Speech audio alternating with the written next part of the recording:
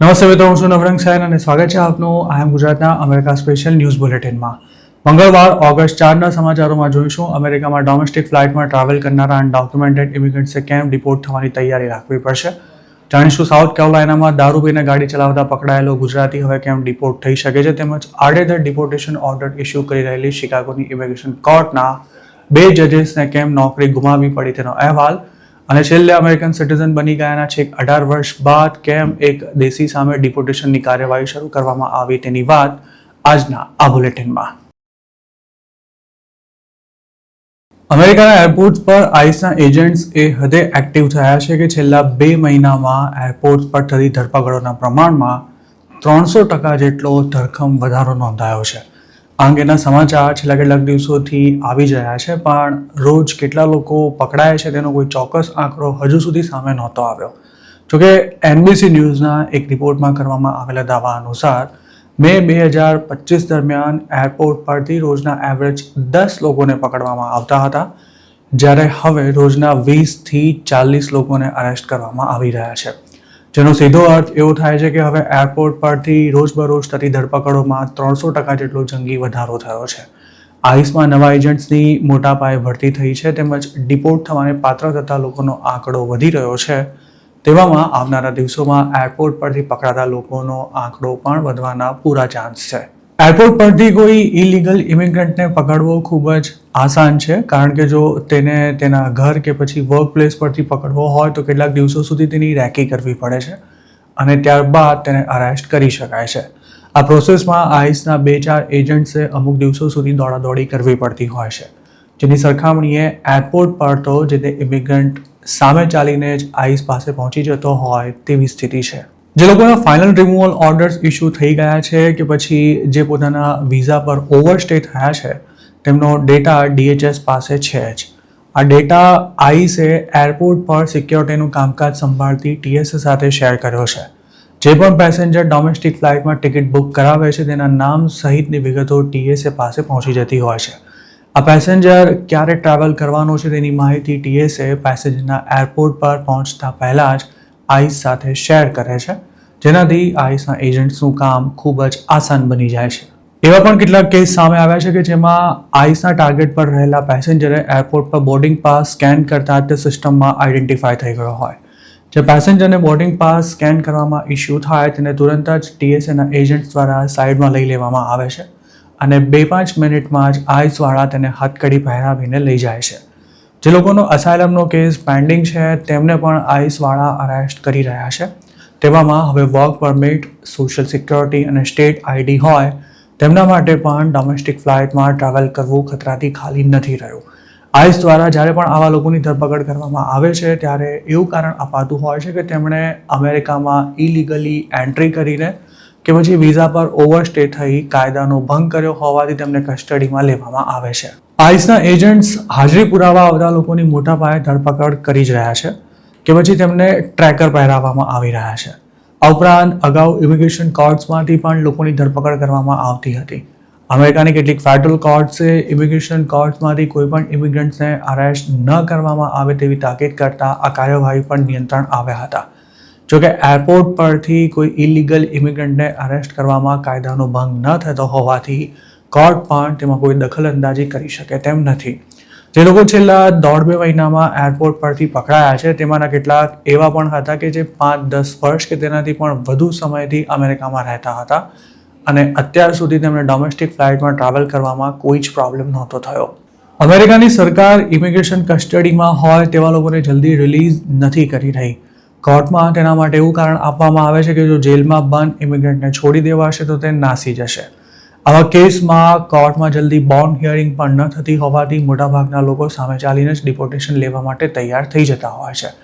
હજુ એકાદ મહિના પહેલા જ શિકાગો એરપોર્ટ પર કલોલના યુવકની ધરપકડ કરવામાં આવી હતી. તેના સ્ટુડન્ટ વિઝા એક્સપાયર થઈ ગયા હોવા છતાં પણ તે અમેરિકામાં જ હતો અને જોબ પણ કરતો હતો, જો કે હાલ તે આઈસની જેલમાં છે. સૂત્રોનું માનીએ તો આ યુવકની ફેમિલી તેને છોડાવવા માટે ગમે તેટલા પૈસા ખર્ચવા તૈયાર છે, પણ હવે તેનું જેલમાંથી બહાર આવવું આસાન નથી રહેવાનું. તેમાં આઈસના હાથમાં આવી ગયેલા જે ઇલીગલ એલિયન સામે ભૂતકાળમાં દારૂ પીને ગાડી ચલાવવાથી લઈને બીજા કોઈ પણ પ્રકારના ગુના નોંધાયા છે તેમને પબ્લિક સેફટી માટે જોખમી ગણી કોર્ટ તેમને બોન્ડ આપવાનો ઇનકાર કરી શકે છે. આ ઉપરાંત જેમને સ્પીડિંગ ટિકિટ મળી છે, આઈસમાં હાજરી નથી પુરાવી અને અસાયલમનો કેસ કર્યા બાદ ગાયબ થઈ ગયા છે, તે તમામ લોકો પણ આઈસના રડાર પર છે જ.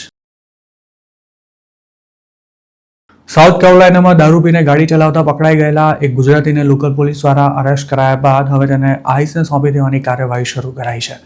ઓગસ્ટ 2ના રોજ યોર્ક કાઉન્ટીમાંથી અરેસ્ટ થયેલા 28 વર્ષીય આ યુવકનું નામ વિશાંક પટેલ હોવાનું જાણવા મળ્યું છે. તેના પર $2265 બોન્ડ મૂકવામાં આવ્યો હતો, પરંતુ તેને અન્ય એજન્સી માટે કસ્ટડીમાં રાખવામાં આવ્યો છે. મતલબ કે લોકલ પોલીસ દ્વારા અરેસ્ટ કરાયેલા આ ગુજરાતીને હવે ઇમિગ્રેશનના કેસમાં આઈસને સોંપી દેવામાં આવશે. વિશાંકના જેલ રેકોર્ડ્સ અનુસાર તેનું BAC એટલે કે બ્લડ આલ્કોહોલ કન્ટેન્ટ 0.16થી વધુ નોંધાયું હતું. દારૂ પીને ગાડી ચલાવવાના મામલામાં આ યુવક પહેલીવાર અરેસ્ટ થયો હોવાથી લોકલ કોર્ટે તેને બોન્ડ આપી દીધા હતા, પણ ઇમિગ્રેશનનો કેસ હોવાથી તેને જેલમાંથી નથી છોડાયો. વિશાંક પટેલ અમેરિકામાં લીગલ સ્ટેટસ પર રહે છે કે પછી તે ઇલીગલ ઇમિગ્રન્ટ છે તેની કોઈ ચોક્કસ માહિતી નથી મળી શકી, પણ તેને જેલમાંથી છોડવામાં ન આવ્યો હોવાથી હવે તેને ડિપોર્ટેશનની કાર્યવાહીનો સામનો કરવો પડશે તે નક્કી છે.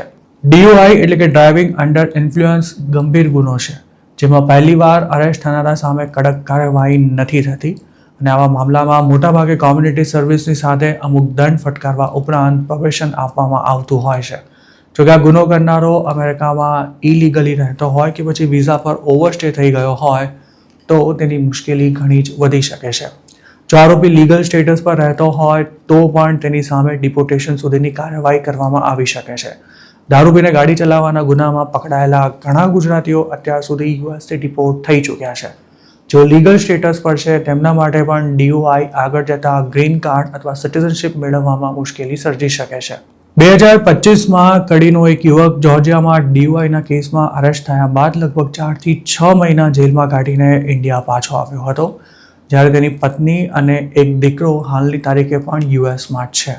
તેવી જ રીતે ઉત્તર ગુજરાતના અન્ય એક શખ્સે નશાની હાલતમાં પોતાના વાહનથી અકસ્માત કરતા તેને પણ 2.5 મહિના સુધી જેલમાં રાખી ઇન્ડિયા પાછો મોકલી દેવાયો હતો.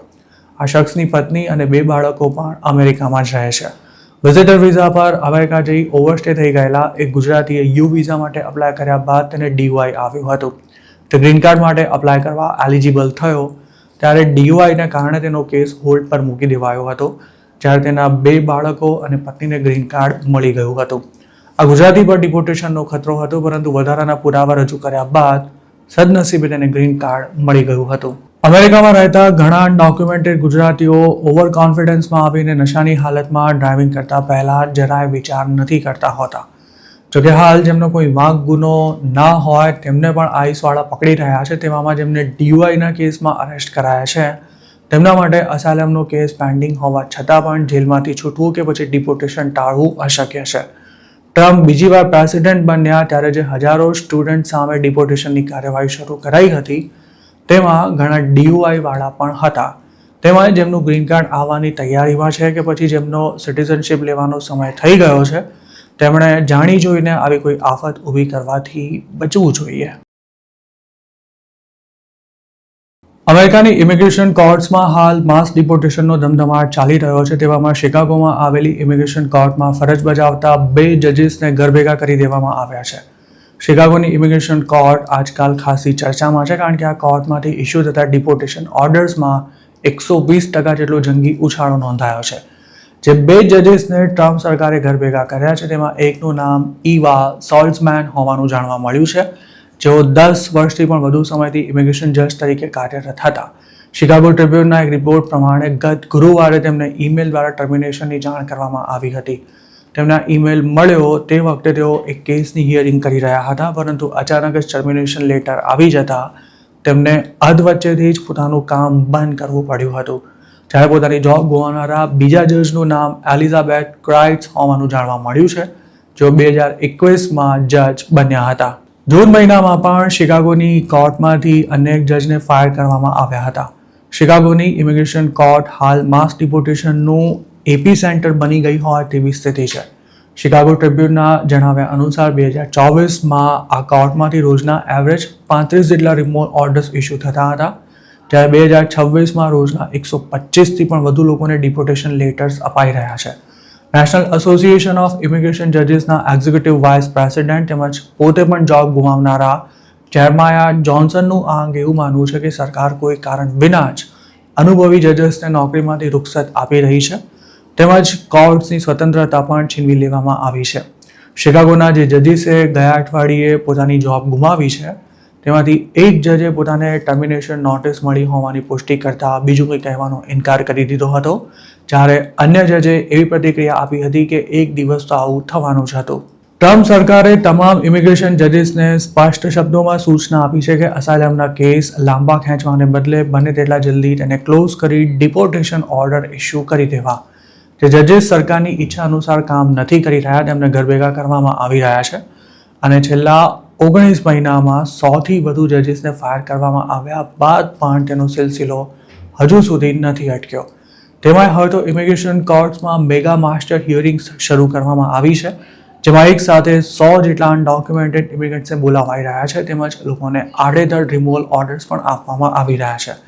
ટ્રમ્પ સરકાર કોર્ટની કાર્યવાહી પોતાની પોલિસી અનુસાર ચાલે તેવો આગ્રહ રાખે છે અને તેમાં એડજસ્ટ ન થતા હોય તેવા જજીસને કોઈ કારણ આપ્યા વિના જ ફાયર કરવામાં આવી રહ્યા છે. જુઠ્ઠાણું ચલાવીને યુએસ સિટીઝન બની ગયેલા એક દેશી સામે છેક 18 વર્ષ બાદ હવે ડિનેચરલાઇઝેશનની કાર્યવાહી શરૂ કરવામાં આવી છે.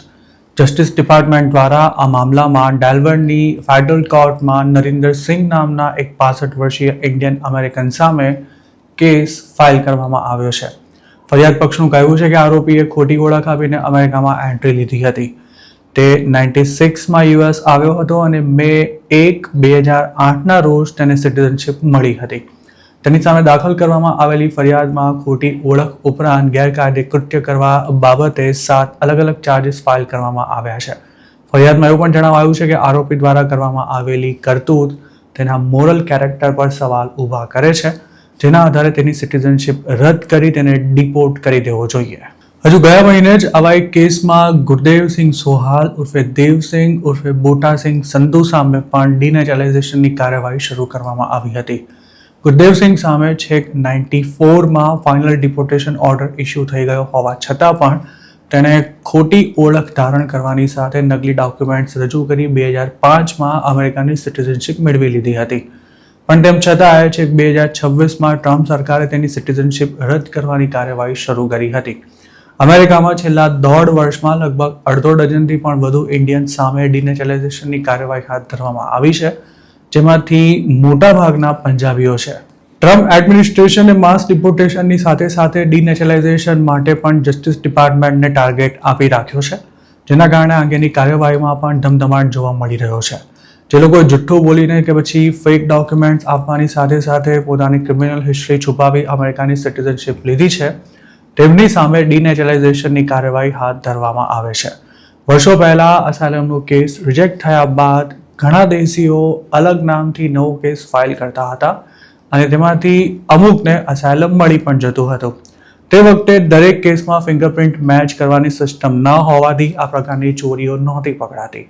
જોકે અમેરિકાની સરકારે તમામ ફિંગરપ્રિન્ટ્સને ડિજિટલ ફોર્મેટમાં કન્વર્ટ કરતા હવે તેનું મેચિંગ ખૂબ જ આસાન બની ગયું છે, જેના કારણે વર્ષો પહેલા કરવામાં આવેલી ચોરીઓ છેક હવે પકડાઈ રહી છે.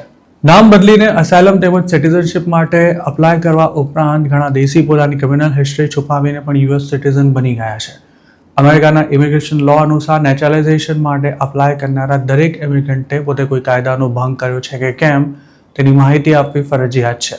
જો મામલો પોલીસ સુધી ના પહોંચ્યો હોય તો પણ તેની વિગતો નેચરલાઇઝેશનના ફોર્મમાં આપવાની રહે છે.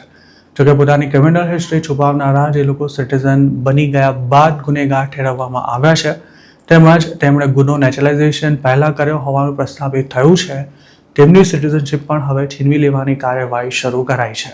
સિટીઝનશિપ છીનવાઈ જાય તો તેની પહેલાંનું સ્ટેટસ મળતું હોય છે, મતલબ કે ડિનેચરલાઇઝેશન બાદ American citizen green card holder બની જાય છે. જો તેને પોતાની હોમ કન્ટ્રી સ્વીકારવા માટે તૈયાર ન થાય તો તે ગ્રીન કાર્ડ પર કે પછી સ્ટેટલેસ બની અમેરિકામાં રહી શકે છે. ટ્રમ્પ સરકારે રેકોર્ડ બ્રેક સંખ્યામાં ડિનેચરલાઇઝેશનના કેસ તો કર્યા છે, પણ તેમાંથી કેટલાને ડિપોર્ટ કરવામાં સફળતા મળશે તે જાણવા માટે હજુ લાંબો સમય રાહ જોવી પડશે, કારણ કે આ પ્રકારના મામલામાં કોર્ટનું ફાઇનલ જજમેન્ટ આવવામાં ઘણો લાંબો સમય લાગી જતો હોય છે. તો મિત્રો, આ હતા અમેરિકાના આજના મુખ્ય સમાચાર. આપને જો અમારી રજૂઆત પસંદ આવી હોય તો આ વિડીયોને લાઇક અને શેર કરવાનું તેમજ આઈ એમ ગુજરાતની યુટ્યુબ ચેનલને સબસ્ક્રાઇબ કરવાનું ભૂલશો નહીં, કારણ કે માત્ર આ ચેનલ પર આપને મળશે અમેરિકામાં રહેતા ગુજરાતીઓ માટેના તમામ મહત્વના સમાચાર, અને તે પણ આપની પોતાની ભાષામાં. આપ જો અમારી સાથે કોઈ ટિપ શેર કરવા માંગતા હો તો હાલ સ્ક્રીન પર દેખાઈ રહેલા વોટ્સએપ નંબર પર પણ અમારો સંપર્ક કરી શકો છો. આપની ઓળખ ગુપ્ત રાખવામાં આવશે.